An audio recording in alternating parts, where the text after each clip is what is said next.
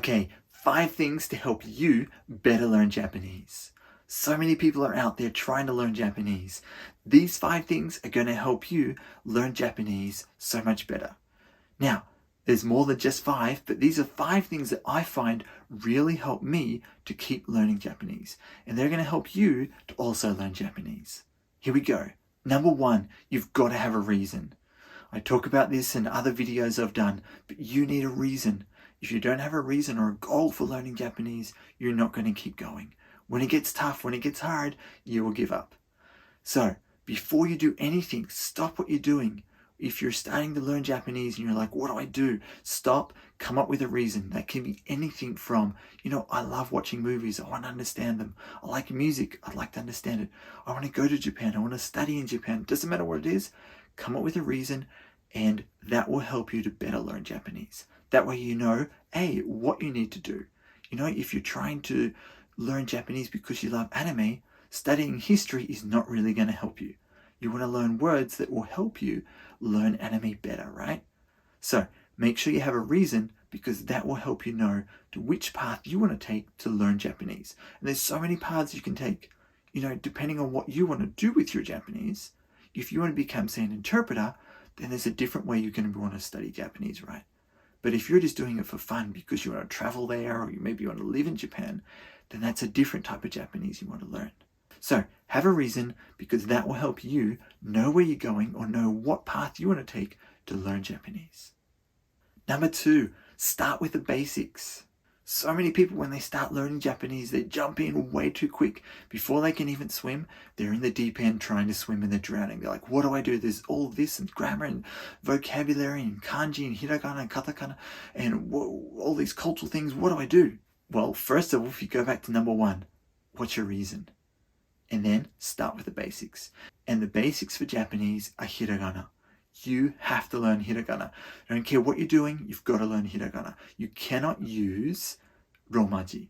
That will not help you learn Japanese. And also, you don't have to learn hiragana in the order that it's actually written.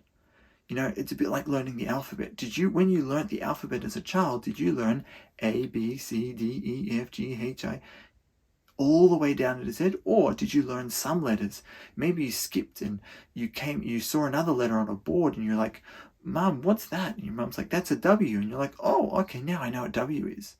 Of course, that's how you learn the language. So you don't have to learn the hiragana in its order. You can learn it in whatever order you want, but you've got to learn hiragana. Obviously, it helps if you learn aiyo, kakiku, etc., but you don't have to. Another really cool thing is when you're learning hiragana, don't just learn a. Turn a into a picture. Learn it as a word. And I recommend that you put a word to each hiragana letter. So if you're learning a, think of it as ahiru. If you're learning I, okay, what's a word I could learn with I? Look it up in the dictionary. Inu, that works. Okay, u, what's one with u? Ushi. Okay, these are all turning into animals. Doesn't matter though, it can be anything. E, what's a good word? Enpitsu. Oh, what's enpitsu? It's a pencil.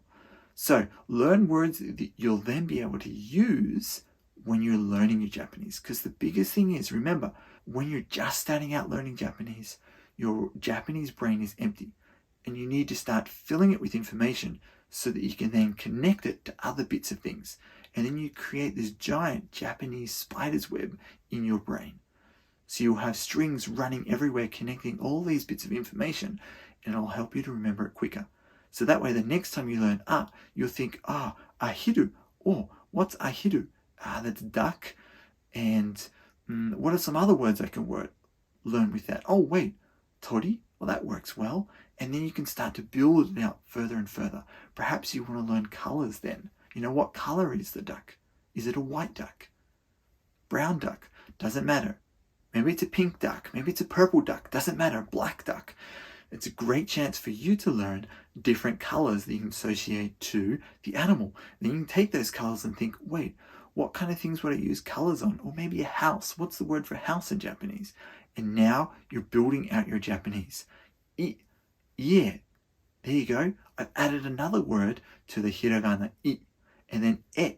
Wait, e and enpitsu, I, e. Wow. And so all of a sudden, you're building your base foundation. And so the basis of your Japanese will be hiragana. As soon as you've mastered hiragana, then go on to katakana. And I say master because you really need to know all of the hiragana, including how to write them and read them and the sounds they make. Then go on to katakana, because katakana will be used when you learn kanji. Also, katakana is everywhere in Japan. It is used for foreign words, but they also use it for other things as well. I don't like katakana personally, but that's part of the Japanese language, and I didn't create the language, so I've got to learn it. Whether I like it or not, you've got to learn it. Then, once you're comfortable with katakana, then you can start learning kanji. But before that, make sure you know hiragana, because that is your foundation for Japanese. Number 3, join a group. You can't learn Japanese by yourself. And so the best thing that you can do is to join a group. Join a group of other people like the Kiku method who are also learning Japanese, who are interested in developing their Japanese and learning different tools to help them to better learn Japanese. On Facebook, there are so many Japanese groups. On YouTube, Instagram, all over the internet, there are different forums and groups of people learning Japanese. So find one that you're interested in, join it, and that way you've now got a social network of people that you can bounce ideas off, that you can ask for help, you can talk about things, and that you can discuss things together. So joining a group is a really great way to help boost your Japanese. Now, online is not the only way. You can also join a group at a university or a local community, but joining a face-to-face group is actually a lot better if you can. But joining a group is important. Number 4, find a study buddy. Now this is different to a group. A group is lots of people with all these different opinions. A study buddy is someone who you can get together with, whether it's online or face-to-face, one-on-one, and talk about things in Japanese. This is where you can practice speaking and talking. Perhaps you'll do a cultural exchange or a language exchange where maybe they learn English and you're learning Japanese. And you can do, say, half an hour Japanese, half an hour English, and talk and swap. And that way you can talk about so many interesting things because it's just the two of you. If you want to make it 3, that's fine, but try not to make it too big because you really want to get that focused attention where you can talk and use your language skills together. A study buddy also will help you to correct different mistakes you make. They'll help tweak your Japanese and make it better and better. Language learning is a group effort. You've got to have other people with you. You can't learn a language by yourself. Number 5, use it. This is probably the biggest and the hardest thing you'll ever do, but you've got to use your language skills. Just studying Japanese alone is a waste of time unless you use it. There's no point spending hours studying kanji if you never read a book. If you never write anything, you've got to use it. And the best way to improve your Japanese the quickest is to speak. Reading is great, writing is great, listening is great, watching things is great. But if you can talk with someone and use your Japanese, that's going to be so much better than all of the others combined together, because you're going to use all the others, apart from writing. But if you're talking with someone, you're hearing, you're seeing, and you're also speaking. That's 3 things. Also, you're observing the cultural things as well. And that is a huge, important part of learning a language. Understand the culture. However, speaking is also the hardest thing because we have language fear when we start off with. And I've got another video I talk about this, but language fear is a big problem. That language pride, where you build up these walls because for the last, 20 years or whatever, however old you are, you've been able to speak, read and write and listen. And all of a sudden that's all taken away. And so you build up these walls that you kind of protect yourself with. However, it's a huge stumbling block because you've got to break them down to properly learn the language.